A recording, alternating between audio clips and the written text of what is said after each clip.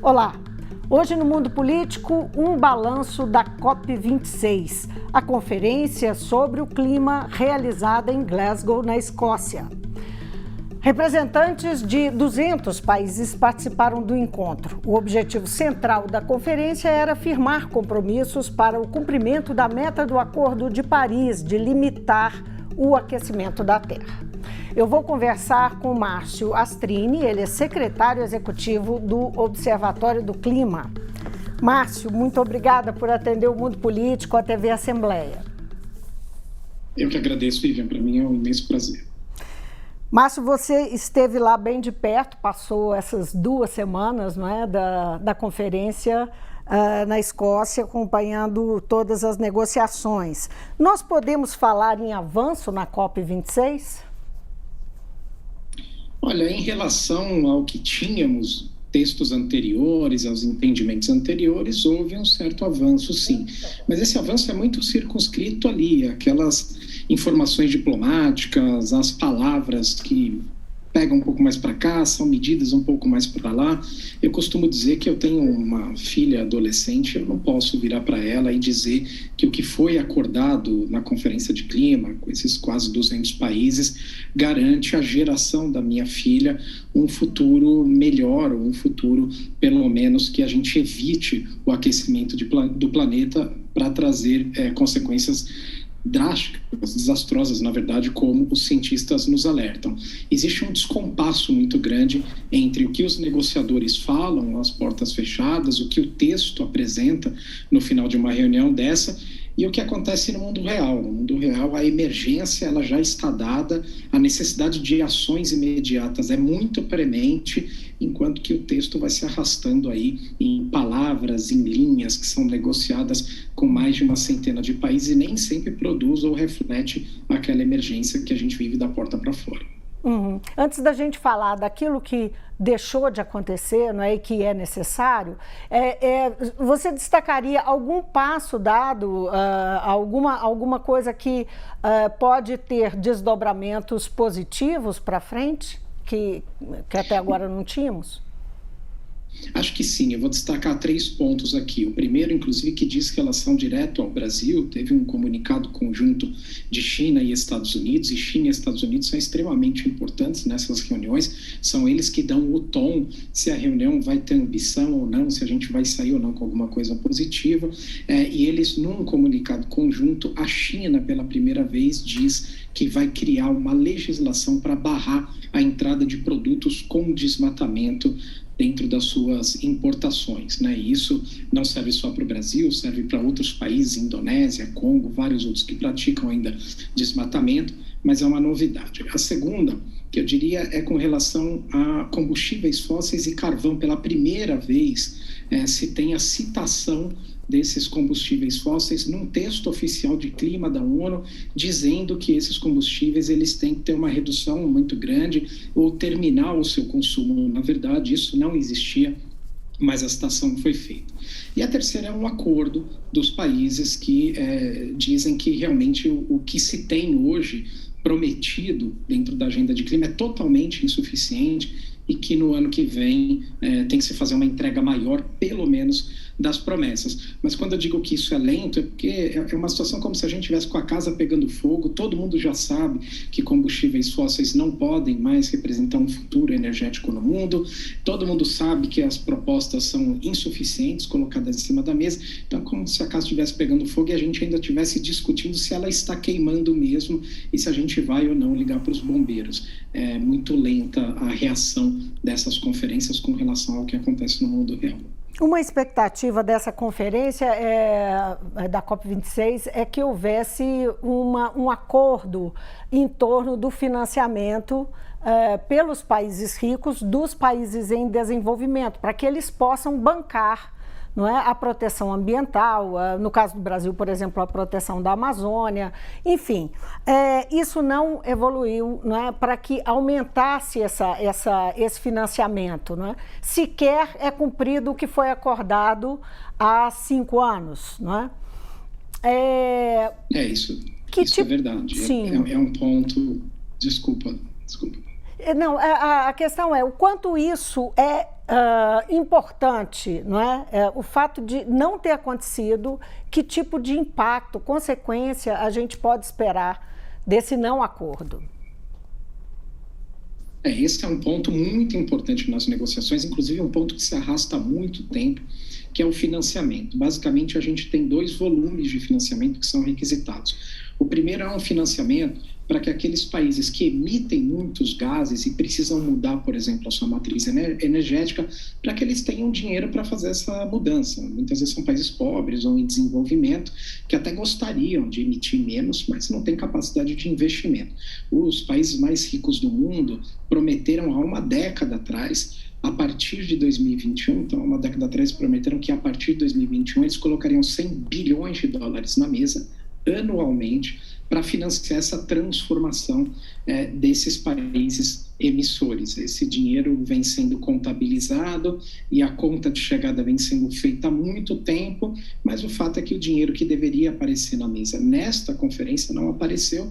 Isso tem um efeito negativo duplo, né? Primeiro, obviamente, porque a gente não tem esse montante de recursos, e segundo, é um efeito moral. Afinal, os países mais ricos são aqueles que têm mais condições de patrocinar, de prover mesmo as quantias necessárias para a gente dar esse passo importante para reduzir emissões. Quando eles não fazem esse gesto, os demais países também se sentem desobrigados a assumir compromissos mais ambiciosos. E a gente tem um segundo pacote de financiamento que é diretamente vinculado aos países menos desenvolvidos, ou países pobres mesmo, que vão sofrer graves consequências com as mudanças climáticas, independente, inclusive, do que se faça daqui para frente. Mesmo que a gente faça todo o dever de casa e crie o melhor cenário de enfrentamento às mudanças climáticas, esses países vão sofrer consequências já muito agressivas e precisa ter um pacote especial de financiamento para essas nações que, enfim, já sofrem, são mais vulneráveis à questão de clima. A gente vê, por exemplo, o que acontece agora na pandemia, né? Vários países que não têm acesso à vacina, né? Que não têm como conseguir imunizar a sua população. É esse problema que a gente tem de desigualdade global, e esse fundo especial seria exatamente para esses países, e o fundo também avançou muito pouco. Então, financiamento é uma parte bastante importante para resolver o problema, e quando não aparece, acaba virando um conflito, gera um estresse na reunião e é muito sentido, né? Até trava as negociações. Uma informação que chegou para a gente no noticiário é que países da África alguns estão gastando até 10% do PIB para enfrentar consequências e mudanças climáticas que estão ocorrendo. A África tem sido mais atingida ou assim, a importância disso ganha essa importância porque são realmente países muito pobres, ou é tudo junto, nas duas coisas? Não, é exatamente essa que é a questão. Esses países mais pobres, eles vão sofrer as piores consequências. Eu faço de novo o paralelo com a Covid, porque a Covid é uma crise sanitária global, assim como o clima é uma crise também ambiental a nível global. Os países que têm maior capacidade de atendimento médico na Covid, que têm maior capacidade de ofertar para a sua população os imunizantes, um tratamento adequado, que tem melhor capacidade de comunicação e de fazer a prevenção para não se pegar a doença através do uso de máscaras e testes em massa, essas populações, esses países vão ter melhor capacidade de enfrentar o vírus. Com as mudanças climáticas é exatamente a mesma coisa. Esses países mais pobres, que não têm acesso já à água potável, à alimentação adequada, que têm problemas de moradia, quando a gente muda a máquina climática, o peso que vai recair sobre eles é muito maior do que o dos países ricos que têm como se adaptar. Para a gente ter uma ideia, Vivian, existem países ilhas, que são países extremamente vulneráveis, que a depender do volume do aquecimento do planeta e do aumento do nível do mar, esses países vão desaparecer, eles vão ser engolidos pelo oceano. Como que faz com a população desses países, por exemplo? E mesmo que a gente não chegue nessa situação drástica, mas os oceanos vão subir e vão consumir uma boa parte, por exemplo, da terra produtiva desses países. O prejuízo vai ser imenso, já são países com dificuldades, com extrema pobreza, e vão se ver numa situação muito pior. Por isso que esses fundos são tão importantes, e os países ricos se mobilizarem para colocar esses fundos na mesa é absolutamente essencial. Eu queria chamar a atenção para dois acordos que o Brasil assinou. Um é para a redução de gás metano e o outro, você fez referência aí, para metas para zerar desmatamento até 2030. Ambos os acordos são complicados para o Brasil. Um, por causa da pecuária, não é? Nós somos exportadores de carne, grandes exportadores de carne, e isso é importante para a nossa balança comercial. E o outro, que é zerar o desmatamento, isso aí vem, a política ambiental do governo está, digamos, conflitada com essa questão. Como é que o Brasil chegou a assinar esses acordos, né? E qual que é a real possibilidade de cumprimento deles?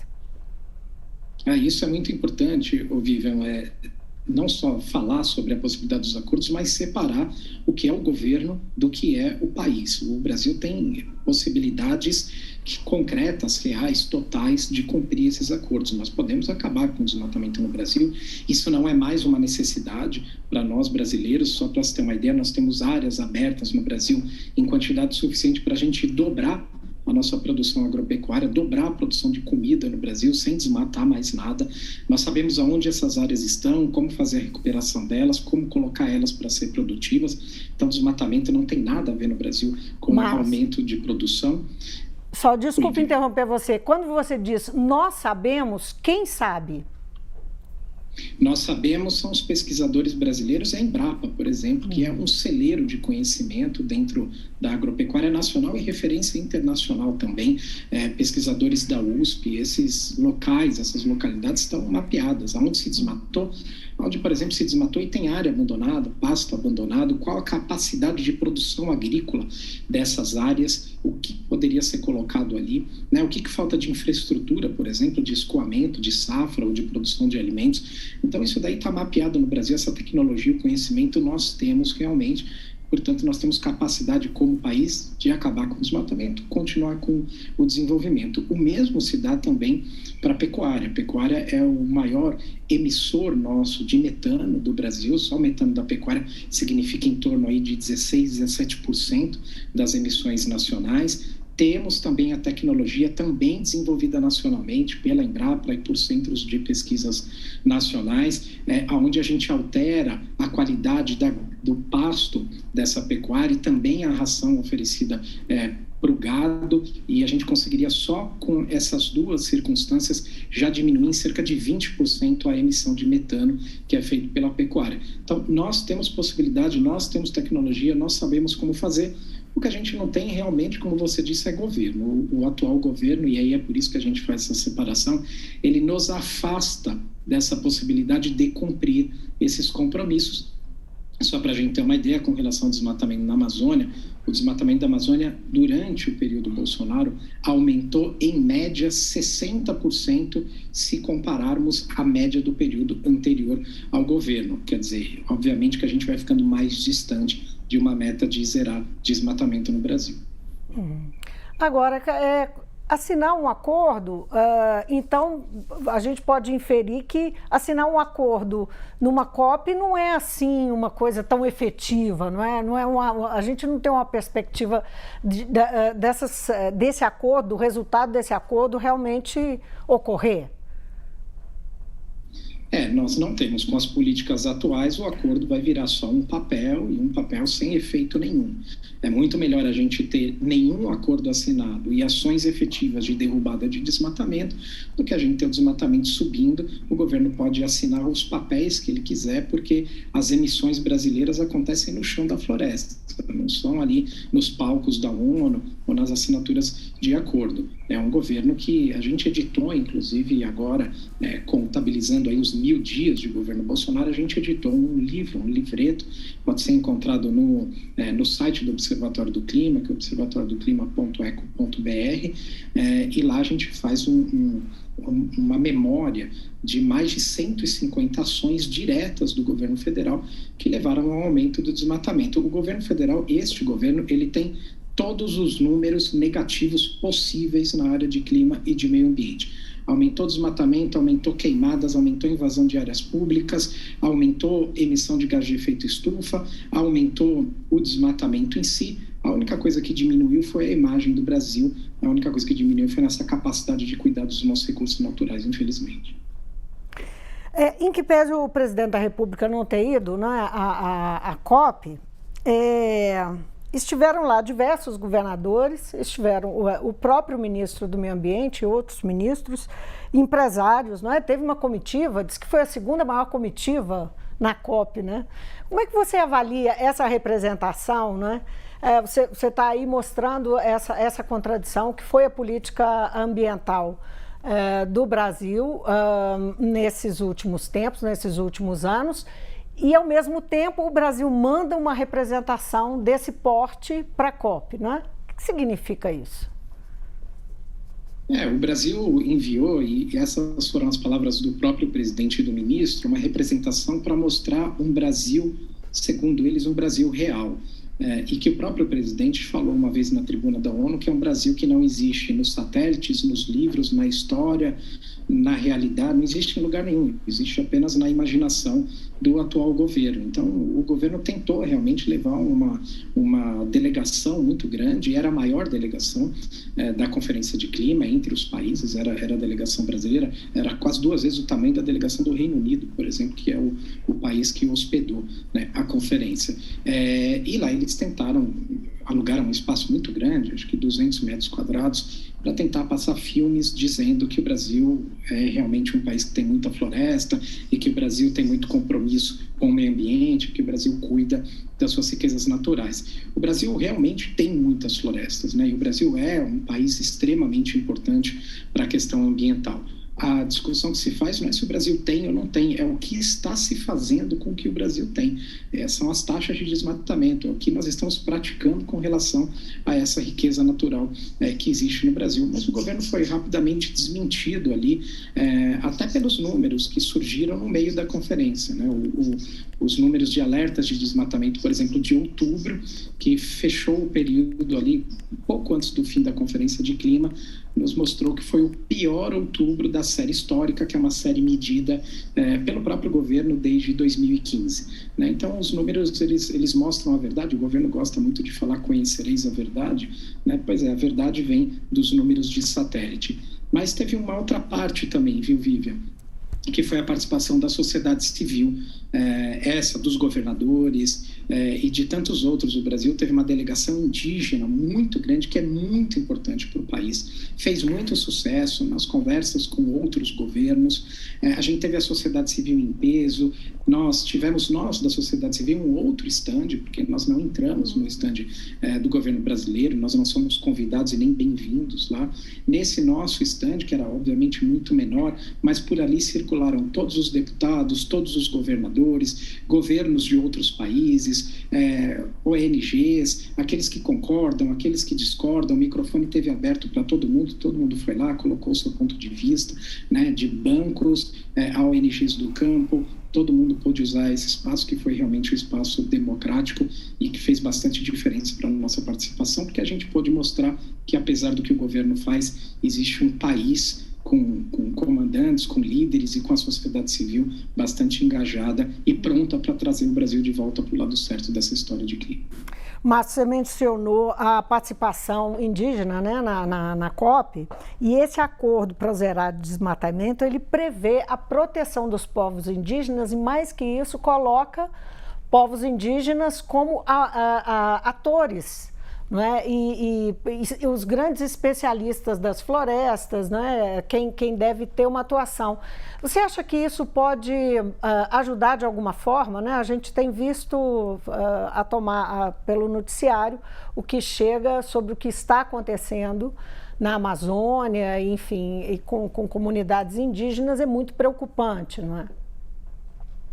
Ajuda a colocar mais pressão ainda na situação brasileira, pressionar o governo. O governo tem demonstrado baixa incidência de mudança, né? O governo não muda, ele não se mobiliza, apesar das críticas internacionais, mas pelo menos essas críticas e essa observação toda que a sociedade global faz sobre a questão indígena no Brasil movimenta a imprensa nacional, as empresas, o Congresso, a Suprema Corte do Brasil, que tem julgado casos importantes, e isso vai, de uma certa maneira, neutralizando retrocessos que o governo promove, que poderiam ser ainda maiores e fazer ainda mais mal para o Brasil do que acontece hoje. As florestas no mundo inteiro, e principalmente a Amazônia, elas têm uma função enorme de sequestrar, de retirar carbono da atmosfera. Quando a gente fala de aquecimento global, o grande problema é quando a gente, o grande problema do aquecimento global é a gente jogar carbono para a atmosfera, e nós temos esses sumidouros naturais de carbono, que são as florestas. São extremamente importantes. Inclusive, para combater o aquecimento do planeta,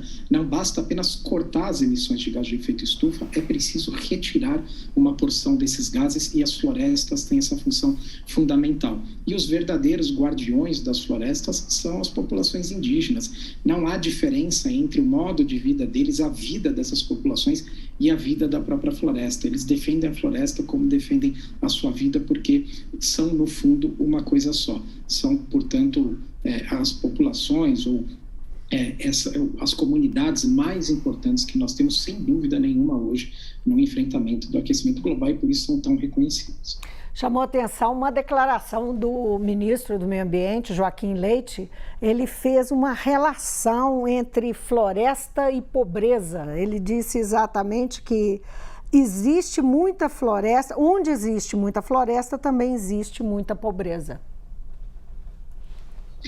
Talvez a pobreza, na verdade, está no espírito e na mente do ministro. Talvez, ou por falta de interesse ou tempo, não estudou o que significa uma floresta, principalmente para o PIB brasileiro.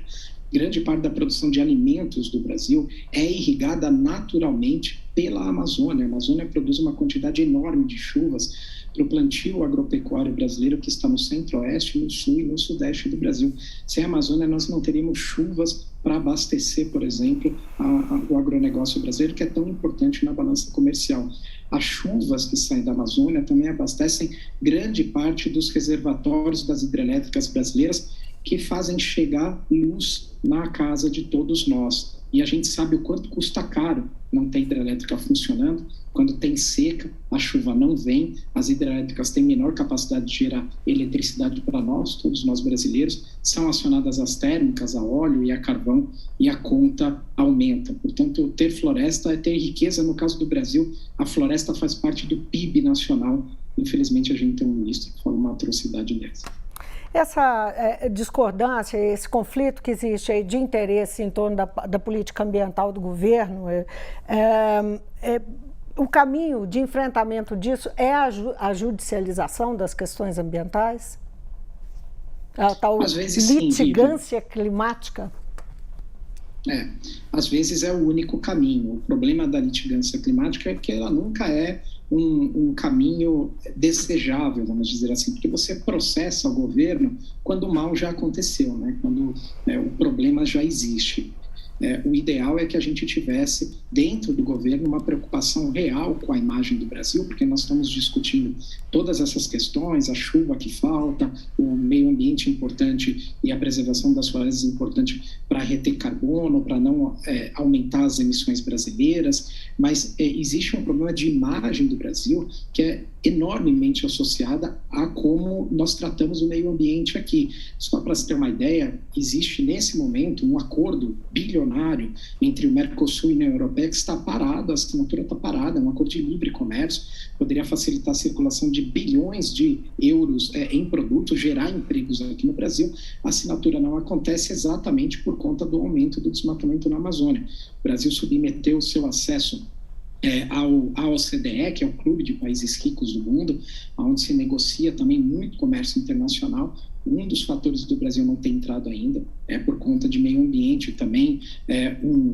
Agora, recentemente, um tratado que se projetou entre Brasil e Estados Unidos, dinheiro que viria para as florestas do Brasil, também não veio por conta da alta de desmatamento. Então, nós vamos perdendo sucessivamente possibilidades, oportunidades que às vezes não vão voltar. E isso bate aqui na geração de emprego no bolso do brasileiro. Nós estamos sentindo a nossa economia piorar cada vez mais. Esses acordos internacionais poderiam ser um alívio, não vem por conta do tratamento que a gente dá para essas agências. essa política ambiental pode ser um fator de questionamento do Bolsonaro? Vai se repercutir na eleição dele ano que vem? Na tentativa de reeleição? Certamente. Você acredita? Acho que sim, certamente, viu, Vivian? No mundo inteiro essa repercussão já é muito grande. Eu acho que os brasileiros não aguentam mais ver o desprezo com que é tratado o meio ambiente no Brasil. Nós falamos muito de Amazônia, mas nós temos diversos outros biomas importantíssimos no país, como, por exemplo, o Cerrado. Os brasileiros não aguentam mais ver o que aconteceu com o Pantanal, né? Essa destruição, animais queimados ali, vivos. São cenas realmente muito impactantes, e eu acho que esse governo aqui vai ter um acerto de contas com muitos setores que o governo simplesmente largou mão e causou prejuízos enormes para o Brasil, para a vida ambiental, para a natureza e para a vida das pessoas. O meio ambiente no país é tratado com a mesma irresponsabilidade com que o governo tratou a questão da pandemia, com negacionismo, com distanciamento do conhecimento, com omissão ao que deveria ser feito e muitas vezes criando afirmações absolutamente falsas sobre a realidade. Nós vimos o presidente da República falar isso durante a pandemia, atrapalhar por demais a recuperação ou a luta travada por todos os brasileiros contra essa doença. No caso do meio ambiente não foi diferente. O presidente Bolsonaro pessoalmente chegou a usar a tribuna da ONU na abertura da Assembleia Geral da ONU para dizer que os dados satélites estavam errados, que o desmatamento não existia, que os incêndios florestais eram um complô internacional e por aí vai. E isso certamente atrapalha demais quem está lá, inclusive na ponta, lutando contra o crime ambiental. São crimes e o presidente Bolsonaro já está tendo que responder. Já é processado na justiça aqui no Brasil, inclusive no Tribunal Internacional, no Tribunal Penal Internacional, onde ele ganhou recentemente o seu 5º processo e certamente outros virão por aí. Márcio, foi um prazer falar com você. Muito obrigada. Eu que agradeço demais a oportunidade, um prazer. Muito obrigado, um abraço a todos. Boa conversa mesmo, um abração. Eu conversei com Márcio Astrini, ele é secretário executivo do Observatório do Clima e fez para nós um balanço da COP26, a Conferência do Clima realizada em Glasgow, na Escócia. Eu me despeço aqui, obrigada pela sua companhia e até amanhã.